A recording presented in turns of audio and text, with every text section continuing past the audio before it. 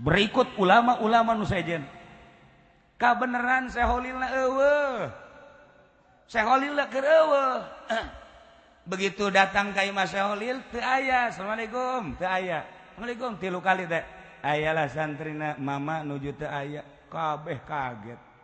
Ieu urang ti Jawa Tengah, Jawa Timur, jeung ti berbagai daerah dek nanyakeun soal hukum bedug, bid'ah apa teu bid'ah. Kabeneran seholilna teu aya. Yuk urang ka masjid deh yuk. Ka masjid seholil. Kunaon eta bedug eueuh anu nabeuh tapi sasada sorangan. Duduk biasa beres. Kabeh kiai kaget. Oh, ieu jawaban berarti meunang meureun teu bid'ah. 3 kali kakak arek berangkat. Waalaikumsalam. Cek holil di Madura. Dari mana? Saya dari Surabaya ini. Terus ada apa? Saya kan peserta haji, ini pakaiannya juga pakaian setelan haji. Terus? Ya saya udah masuk kapal. Terus isi saya pengen anggur. Saya cari di bawah nggak ada sampai pasar baru ketemu. Begitu saya udah nemuin, saya ke Cirutaki, kapal udah berangkat. Jadi saya ketinggalan kapal. Itu tuh mah harus pengurusnya. Pengurus di sono. Urusan perkapalan. Coba sono. Saya oleh seluruh pengurus suruh ke mama ke sini. Atau mama mah nggak bisa, bukan pengurus kapal, mama mah. Cek holil teh, nanti jangan kasih tahu siapa-siapa sebelum mama ini meninggal. Kalau mama sudah meninggal, boleh kasih tahu siapa saja. Tapi sebelum mama meninggal, jangan kasih tahu siapa-siapa ya. Ya, sumpah. Sumpah saya mau. Sumpah. Demi Allah saya tidak akan beritahu siapa-siapa sebelum mama meninggal. Ya. Udah. Merem. Eremnya nak. Udah. Melek. Bentak, barang bentak ya di jero kapal. Nyana kikiran we ieu kakiran ieu. Ieu aing di kapal tadi masjid sih.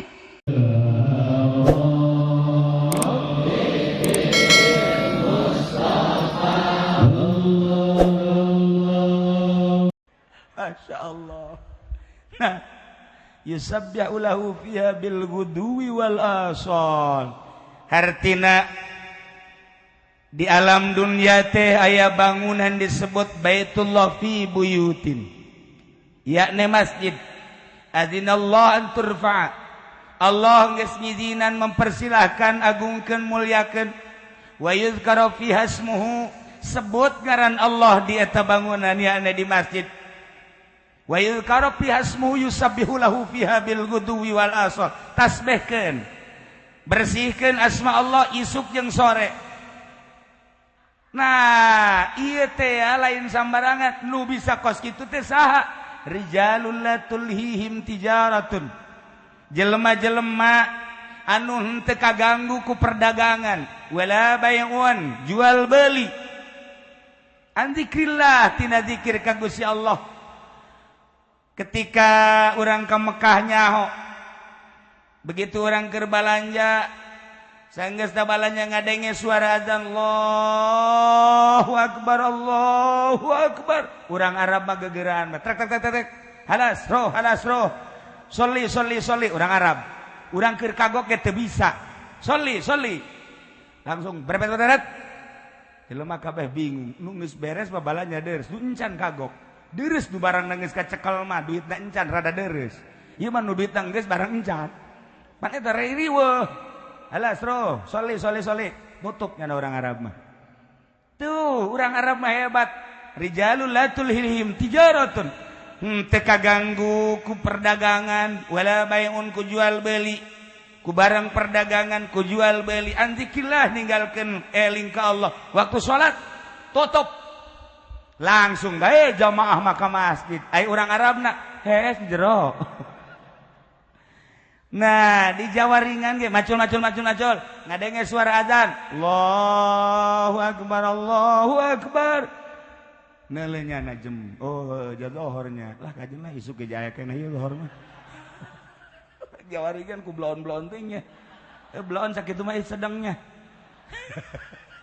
kuduna waetan rijalul la tulhihim tijaratun lalaki-lalaki jelema-jelema la tulhihim anu teu nungkulkeun ka manehanana teu ngaganggu ka manehana tijaratun barang-barang dagangan wala bai'un jual beli andikillah tina eling ka Allah jeung sabaraha bae ngadenge suara azan sok masjid Zohor sok masjid cenah keur kagok dagang tutup dagang jang naon ku urang dagang ieu diteruskeun duit meunang di akhirat bakal disiksa naon hartina duit 1000 2000 1 juta 2 juta di akhirat bakal dikerebekeun ka neraka bandingkeun ku urang boga kauntungan 100 200 juta 2 juta di akhirat dipanggang ih mendingan ge tutup masjid muka mata hati tuh wa iqamis shalah wa itaiz zakah kunaon eta inget nyana nu mantak nutup warung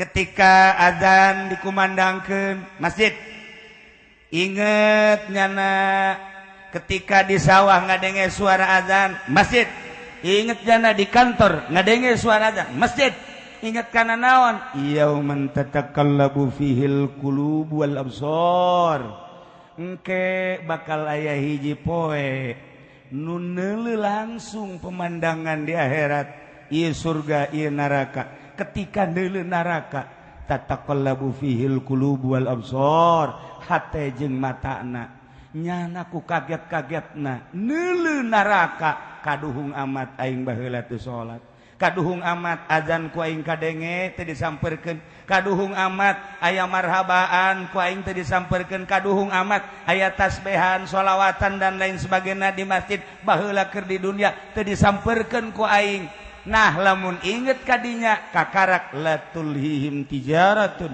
wala bai'un an dzikrillah wa iqamis shalah wa itaiz zakah tinggal ku urang ka diri urang bae introspeksi ja buktina guru urang ge maot buktina nu sugih ge maot buktina nu gagah ge maot buktina nu kukumaha ge ja paeh bae meureun aing ge bakal paeh urang boga kayakinan sanggeus sapaeh urang bakal dihisab di jero kubur urang boga kayakinan bakal ditimbang jaga urang boga kayakinan jaga di akhirat teh bakal neuleuh yauman tataqallabu fihil qulub wal absar mata urang jeung hate urang neuleuh langsung ka neraka rugi amat aing kaduhung amat aing baheula imah aing deukeut masjid aing ngadenge suara azan ketika azan dikumandangkeun ngajak salat aing henteu mun inget kadinya keur dagang tinggalkeun sejenak keur tani tinggalkeun sejenak di kantor tinggalkeun sejenak berbagai kegiatan-kegiatan tijaratun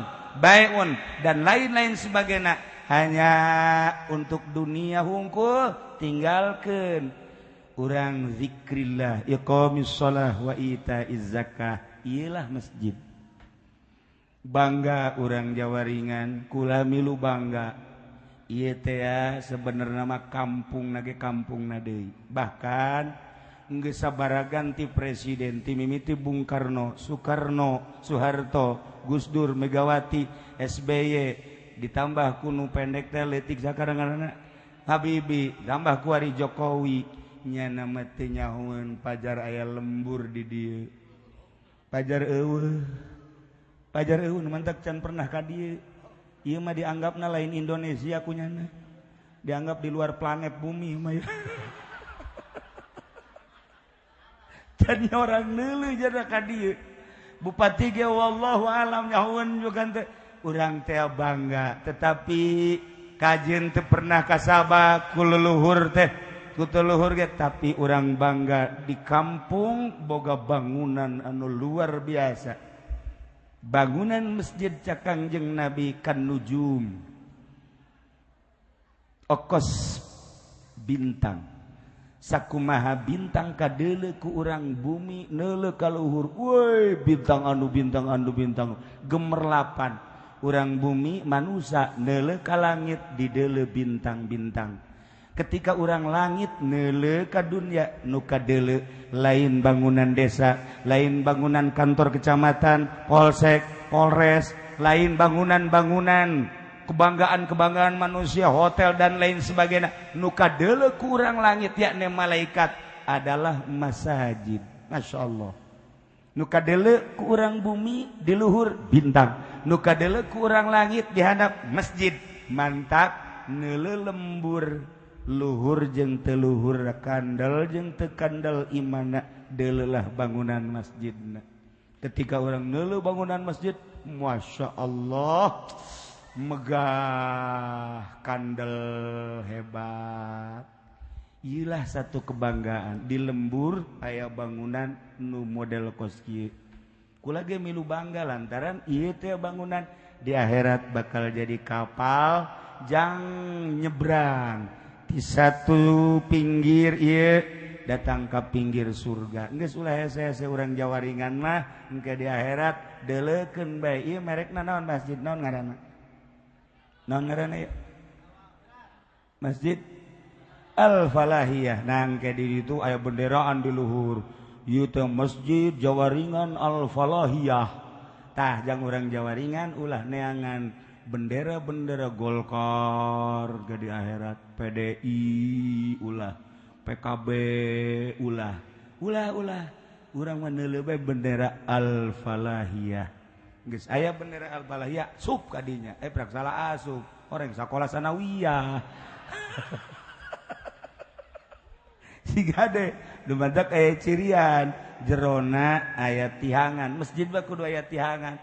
Baheula mah dibahas ku para ulama-ulama nu ngaran masjid minimal tihangna kudu aya 4 di akhir zaman. Engke samemeh dajal jelema bakal arasup heula neangan masjid ku herit-heritna situasi jeung kondisi saat eta. Ya politik, perekonomian, budaya geus we ngararadu. Jelema menenangkan pikiran neangan masjid.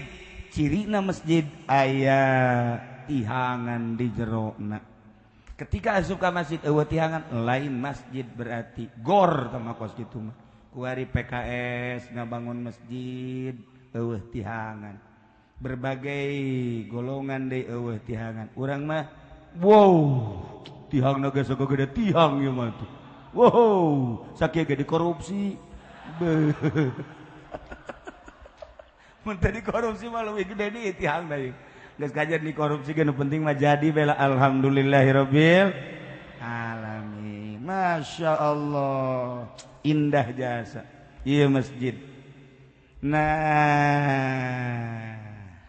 urang lamun teu inget ka yauman tataqallabu fihil qulubu wal absar teu hayang urang ke masjid. Sejarah masjid di zaman Kangjeng Nabi, woi pakai ngaji di samping sholat. Sejarah masjid di zaman sahabat, woi pakai musyawarah keagamaan di samping sholat. Masjid fungsina di zaman tabi'in atba tabi'in belah dieuna para aulia Allah. Urang leuletikanana zaman Maulana Hasanuddin Banten deuleu masjidna aya luhuran. Ulah luhur teuing Syekh Maulana Hasanuddin zaman Syekh Asnawi Caringin. Urang ningali ke masjidna di luhurna aya lotengan. Urang ningali masjid Ki Husein Carita di luhur aya lotengan. Urang ningali berbagai masjid-masjid nu bersejarah di luhurna aya lotengan. Paranti naon eta loteng? Paranti musyawarah para leluhur, para aulia Allah, para ulama untuk bergerak melawan penjajah Belanda. Musyawarahna di loteng masjid. Kos gitulah mendak masjid da pusat. Urang leuletikanana zaman wali sanga aya wali anu ngaran wali tersebut nu nomor katilu sakarang ngaranna mah Haji Pendi. Tuh hebat jasanya na. Dijuluki sakarang. Tuh bener nya sok maca nya mah bener. Jata tukang maca mengarti bae. Ngan nya asal teu dibere berkat be marah. Ai nu dibacana anti berkat, ai nu macana teu menang teu beri berkatan, teu nyambung. Emang dasar belon merenya namanya. Sunan Bonang. Istimewana Sunan Bonang kumaha? Zaman wali sanga bedug aya 9, dijuluki satu-satuna. Ieu naon gara-garana Sunan Rahmat, nu ieu kitu Malik nu ieu kitu dan lain-lain sebagainya. Wali sangaya kamu. Iyalah Sunan Bonang kaistimewaanana nu mandak ka urang ge turun baheula. Di urang di mushola baheula di masjid bedug teh datang ke 9, turun 7, turun 5. 5 kan bener. Terus datang ke 3 kan? Datang ke eueuh ku ari bedug bogan teh dia. Tuh, bener bae. Ya Allah, ya Rabbi. Baheula mah urang inget bae keur leutik. Ting dung dang dung ding dung ding dang dung ding dung dung ding dang. Bae urang mah bisa kula mah. Kula lamun kuari aya bedug atuh bisa, boro-boro bedug anu dikitu-kitu ge bisa kula mah. Naon ngaranna? Tuh, siapa nyaho bae kendang. Bedug. Sunan Bonang. Nyana zohorna beuh, asarna beuh kadang nyana ngawakilkeun ka santrina. Tetapi ketika dek ngundang para aulia Allah sadunya make bedug. Bedug lain lalagaan fungsina. Di zaman Sunan Bonang tingali geura tareh Sunan Bonang, manakib Sunan Bonang ketika dek kumpulan para aulia Allah tahap dunia. Nu dek di Mesir dek didatangkeun Irak, Iran, Saudi Arabia, Turki. Pokoknya 5 benua seluruh aulia Allah dek dikumpulkeun di Jawa. Sunan Bonang nu nabeuh bedugna. Sakumaha hasih kerasna bedug, dug. Moal dibejakeun. Kukula cara nabeuhna. Cara nabeuhna ge dibejakeun. Pan santri mah nyaho, urang lamun tongtrong hiji pre ngaji bener teu? Lamun 3 berarti ngaji kan? Tuh, lamun 5 berarti nyalakeun kan? Nah, lamun 7 berarti kan ngariung teu menang berkat kan? Oh, nya. Aya santri geus apal kabeh ge. Ti eta teh lainna ti wali baheula. Nah, Sunan Bonang nabeuh bedug. Ngan bedugna moal dibejakeun cara nabeuh jeung sabarahana. Asal eta dikumandangkeun ditabeuh ku Sunan Bonang. Wali nu di Irak, nu di Iran, nu di Turki, nu di Syria, nu di Palestina, di Yaman dan lain sebagainya daratang kabeh. Sakumaha kerasna suara bedug sih. Tapi kok daratang? Masya Allah. Urang mah sakitu talagudag di dia zohor dug dug dug dug dug dug geus make suara speaker. Tolol tatangga nu datang. Nu datang. Tuh ai Sunan Bonang mah make wirid. Bismillah macana ye, macana bebedug.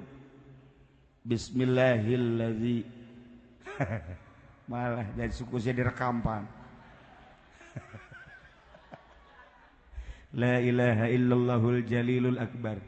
Bismillahilladzi la yanamu wa la yamut. Geus meuli teruskeun bae. Engke ku sia diapalkeun ke pake ngemat awewe deui. Atuh aing we nu rugi pan. Sia mere kukudang henteu ka aing. Ditabeuh make bahasana eta tadi. Paranti leumpang ge urang lamun leumpang capek. Hayang rada dideketkeun bumi atawa urangna dibere tanaga atawa dibere cepet eta babacaanna. La ilaha illallahul jalilul akbar. Bismillahilladzi la yanamu wa la kadituna aya deui moal dibere. Atuh sia mangke dicoba-coba deui. Coba Gusti, bismillahirrahmanirrahim. Deuk ka mana cak Gusti? Bali. Nu ka Bali make babacaan eta. Ragag sia. Ieu bedug. Pohara ayana di mana? Di masjid. Tilok aya jelema nyimpen bedug lain di masjid. Di masjid bedug mah nu mantak dipermasalahkeun di zaman Waliullah Madura. Saha nu di Madura? Nu di Madura saha? Syekh Khalil. Maka Syekh beusi Khalil doang di dieu aya ngaran Khalil. Tah mah pan tukang kieu bae nyampe. Tah mah Khalil lain deui. Ieu mah Syekh Khalil Bangkalan. Ulama kabeh mempermasalahkan soal bedug. Cek sawareh bidah, cek sawareh henteu, cek sawareh bidah, cek sawareh henteu. Eueuh deui nu mutuskeun iwal hiji Syekh Khalil Madura Bangkalan. Urang ka ditu berangkat seluruh ulama Jawa Tengah, Jawa Timur lantaran isme Muhammadiyah geus aya ngajelaskeun tentang bedug bidah jeung teu bidahna. Berangkatlah ka Imam Syekh Khalil Bangkalan. Berikut ulama-ulama nu sejen. Kabeneran seholilna eueuh. Seholilna keur eueuh. Begitu datang ka imah seholil teu aya. Assalamualaikum, teu aya. Assalamualaikum 3 kali teh. Ayalah santrina mama nuju teu aya. Kabeh kaget. Ieu urang ti Jawa Tengah, Jawa Timur, jeung ti berbagai daerah dek nanyakeun soal hukum bedug, bid'ah apa teu bid'ah. Kabeneran seholilna teu aya. Yuk urang ka masjid bae yuk. Ka masjid, ka masjid seholil. Kunaon eta bedug eueuh anu nabeuh tapi sasada sorangan. Duduk biasa beres. Kabeh kiai kaget. Oh, ieu jawaban berarti meunang meureun teu bid'ah. Nabeuh sorangan. Mentak di dieu beus aya bedug nabeuh sorangan sing hade. Kajen kukumaha ge kuntil anak teh mah. Nah, geus beres baralik bae. Begitu baralik meunang sababaraha poe daratang deui kan ka seholil. Aya seholilna. Mama saminggu nu ka tukang kami daratang ka dieu maksud teh endek nanyakeun hukum nabeuh bedug jeung hukum bedugna be eta teh saware ulama bid'ah saware ulama henteu abdi hayang keterangan ti mama ku bodoh cek mama Holil nah jadi kiai ku bodoh-bodoh teuing cek mama Holil ke kami asana teu ngeunaheun disebut bodoh ai eta waktu ka masjid bedug sasada tante heuh sasada eta jawaban coba eta sanuna kolna coba ayo sanuna kolna coba ieu bedug mandak di masjid mah tetep tendenan bedug bae di dieu lamun can aya bedug gegeraan meuli bedug besi eueuh bedug sementara besi aya di dieu anu boga tanji nah nginjem heula sagedeung bedug tanji nah ieu bedug lain lalawara ingat keur jelema zaman hese baheula ka Mekah suami istri urang Surabaya ke Mekah naik kapal laut begitu geus asup ka kapal cak pamajikanana ka asana urang geunah amat mun ngadahar anggurnya oh coba neangan Kak meuli heula salakina lantaran dititah ku pamajikanna kan turun ka handap turun di handap kebenaran eueuh tangkal anggur nu jualan anggur terus dengan rada kabelah ditu rada kabelah itu aya manggih di pasar bungaheun jasa salakina lantaran pamajikanna hayang anggur ngan begitu dibeli kapal berangkat anggur dibawa datang kadinya buntut kapal kadeuleu waduh aing ka Mekah tinggalin ieu anggur naon hartina cek cenah ieu pamajikan aing hayang anggur aing balanja demi pamajikan aduh ieu pamajikan kumaha engke di Mekah kapal eueuh bebejanya ka pengurus kayak gini teu bisa tuh ai kapal geus waktu berangkat mah berangkat bae ceurik nya dirinya ngadengu-dengu begitu jeri ngadengu langsung aya nu ngabejaan pagaweuna Pak kenapa nangis saya kan salah satu peserta haji terus saya disuruh oleh istri saya beli anggur, cari anggur nggak ada di bawah sampai pasar. Terus begitu saya dapat anggur sampai sini kapal udah berangkat. Ya, cuk pegawainya tuh bapak ini lagi. Kenapa? Atuh ya udah begini bagaimana? Udah sono aja ke rumah Ki Holil Bangkalan sono minta doanya. Emang dia pengurus haji? Bukan, dia mah kiai. Cuma minta doanya aja ke sono. Nyana baripu yang bisa naon atuh Ki Holil sih. Ceknya na urang ka ditu ge paling ge cenah dijampean dibere cai abeh tarariis doang. Ieu mah pan maksudna lain supaya tis. Iya. Ka ditu ka Mekah. Aduh. Sakali deui nya na dinasihatkeun. Ka ditu kaki Khalil. 3 kali kakak arek berangkat. Waalaikumsalam cek Khalil di Madura. Dari mana? Saya dari Surabaya ini. Terus ada apa? Saya kan peserta haji, ini pakaiannya juga pakaian setelan haji. Terus, ya saya udah masuk kapal. Terus istri saya pengen anggur, saya cari di bawah nggak ada sampai pasar baru ketemu. Begitu saya udah nemuin, saya ke Cilutaki kapal udah berangkat. Jadi saya ketinggalan kapal. Itu tuh mah harus pengurusnya, pengurus di sono, urusan perkapalan. Coba sono, saya oleh seluruh pengurus suruh ke mama ke sini. Atau mama mah nggak bisa, bukan pengurus kapal, mama di sini ngajar amil, jurumiyah. Ya kalau mau mondok udah di sini. Saya bukan mondok, Pak. Saya mah pengen ketemu sama istri. Kalau berangkat, kalau enggak berdua. Ntar saya di rumah sendiri kan, tahu sendiri mah. Caki Holil siapa kadinya baik pikiran anak. Pelantaran ceri kaki Holil, bebeneran berarti. Ya, begini aja ya Caki Holil. Yuk kita ke masjid yuk. Mas, jadi ajaklah ke masjid. Tuh, labun ku Haji Pendi bakal diajak ngagibri karung. Punyana, tanah gabeak duit dibere, penblon eta. Tapi ku Ki Holil makan diajak ke masjid, kita ke masjid, sholat, beres sholat, sini. Cek Ki Holil teh, nanti jangan kasih tahu siapa-siapa sebelum mama ini meninggal. Kalau mama sudah meninggal, boleh kasih tahu siapa saja. Tapi sebelum mama meninggal, jangan kasih tahu siapa-siapa ya. Ya, sumpah saya mau. Sumpah. Demi Allah, saya tidak akan beritahu siapa-siapa sebelum mama meninggal. Ya. Udah. Merem. Eremnya nak. Udah. Melek. Bentak, barang bentak ya di jero kapal. Nyana kikiran we kakiran. Iya aing di kapal tadi masjid sih. Kieu deui nyana. Aing di masjid apa di kapal sih? Kikiran we nyana kieu we. Ya ieu mah di kapal. Gegeraan bae nyana neangan pamajikan. Wow. Ieu tah anggur tah. Kakak di mana bae? Oh dipeluk nyana kocek.